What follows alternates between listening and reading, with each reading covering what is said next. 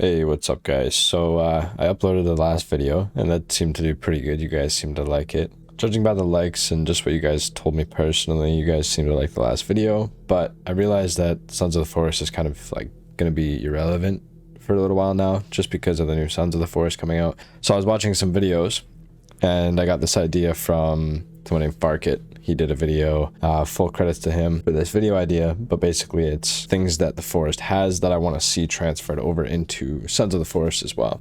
In this video, I'm just going to list over a bunch of things. I'm just going to list over a bunch of things that the forest has that I hope that Sons of the Forest carries with it. So I've done a lot of thinking about this. I kind of dug pretty deep. More or less, this is just going to be my favorite features of the forest and what I think made it the forest for a lot of us, that I hope Sons of the Forest also carries with it. Just so kind of, you know, it feels more like a sequel and not just a brand new game in general. So one of the things that I really liked about the forest was how you had the story, and not was it just a story, but you could play the game with or without doing it. So more or less an optional story mode. I'd love to see that implemented in Sons of the Forest. One thing that could potentially really hurt Sons of the Forest is if it forces you into a story mode every single time you start a new playthrough, meaning you have to say crash land on a helicopter, find out more about the crash, find out more about what's going on the island before you can actually start surviving. You know what I mean? So on the forest, you kind of just crash, you hop out of the plane, you grab some food, you open up some things, and you start surviving. You start playing the game, right? You start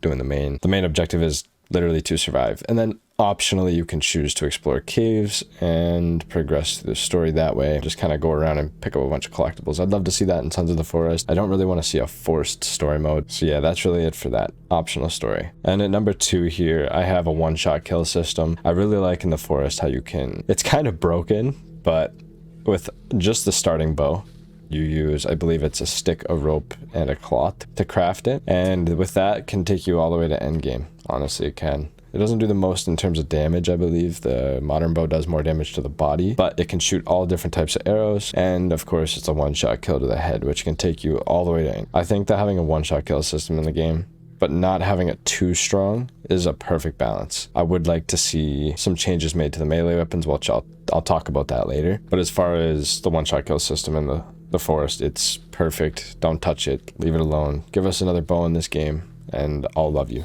forever. Mwah. And at number 3, I have exploration rewards.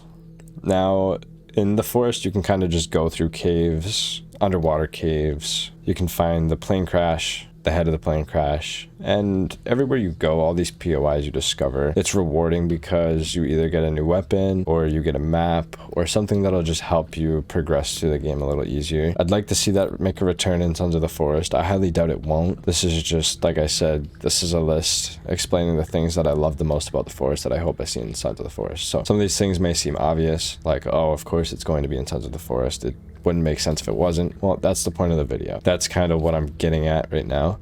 Exploration rewards are amazing. They feel so good. They make you, whoa, pause. Going through a cave can be terrifying. It can be really challenging. It can be difficult, but it's worth it because, you know, at the end of the cave, you're going to get a weapon or something along the lines of a tool like a map, ice pick, help you climb, something that's going to benefit you heavily. And 4th, I have a similar inventory / crafting system. Now, this is a big one for me. This is something that's really, I feel like it's really only important to me. I don't know if everybody will agree with this, but it's huge in my opinion. The inventory. I absolutely love the inventory. The inventory looks amazing. Starting off with just a tarp, a backpack, and like a few things, and then turning that into just a completely overloaded inventory. Looks beautiful to open up and look at everything. Some things can overlap with each other, which can make it a bit hard to grab it and drag it into the crafting menu, but other than that, I'd say it's perfect. Don't touch it. Bring it back. Give us a similar crafting system. Now when I talk about crafting system, I'm not talking about structures or prefab buildings, stuff like that. Fuck all that shit. That stuff is so garbage. Leave it in the forest. Give us a new building system. When I'm talking about crafting, I mean like making a bow, making arrows, making all these different little things you can within your inventory. That I think is the best system I've ever seen in a crafting game,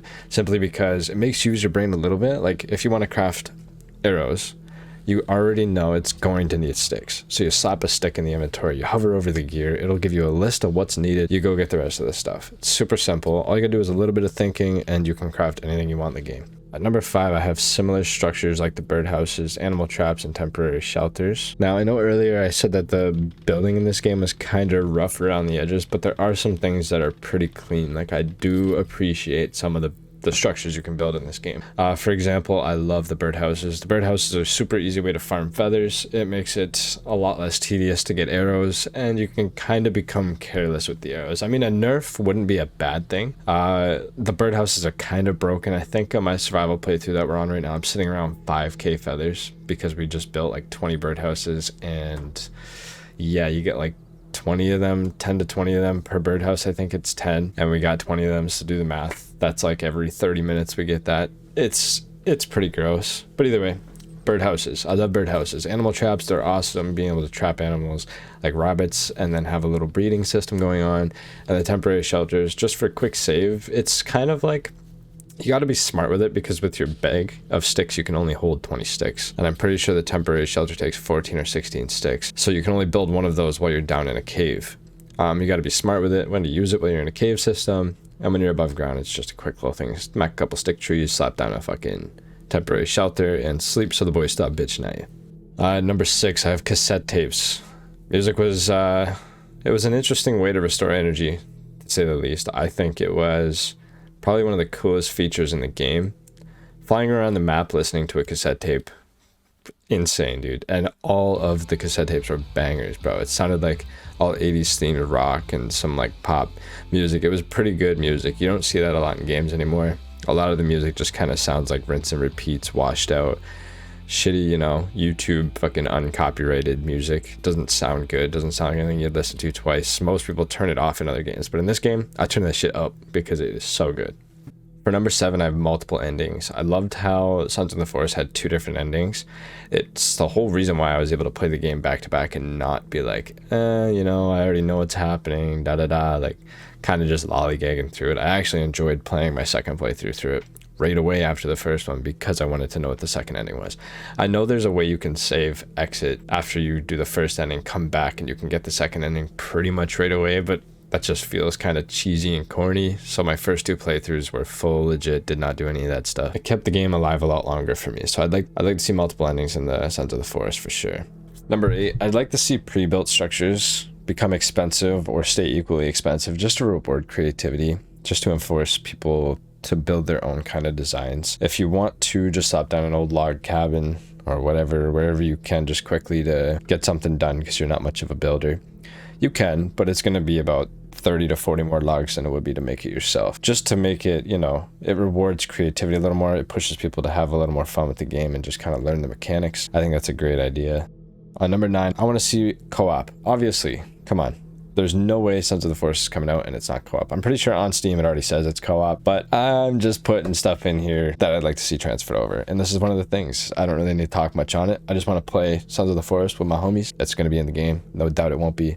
If it doesn't, I'll come back and stab myself in the eye, but pretty sure it's going to be. And last but not least, at number 10, we have movement. I loved the movement in the forest. Very slick, very fun. Jumping around, it's really nice. Nice stamina too. You don't really get too tired right away like some games. Phasmophobia. Leave it alone. Leave it the way it is. The game feels smooth. Everything feels good about it. Don't go putting in some chalky, blocky movement like these new Call of Duties keep doing. I think like the prime of movement, the best movement that was ever in a video game ever, has to be like Black Ops 2. Very smooth, simple, quick, you know, no screen shaking going on. Sons of the Forest, I'm hoping it's up there with the Forest when it comes to its movement. Movement in the Forest was really good. Hopefully I don't try to change anything or add too many realism effects that just blur the camera. All right, and just as a quick bonus one, because I had this one written down, but I just want to limit this video to 10 just to kind of keep it nice and clean, short, cut straight through video. I have similar strength and athleticism stats that are increased as time goes on. I love the fact that you start off with a base strength and athleticism, and as you do things in the game, those slightly increase day by day. And with the harder difficulties, you also have to deal with your weight, calories, all that stuff. I love that idea. It adds more depth to your person. It kind of makes you feel like you're really alive in the game, if that makes sense. Love that about the forest. Bring it to Sons of the Forest. One of the best ideas they ever did.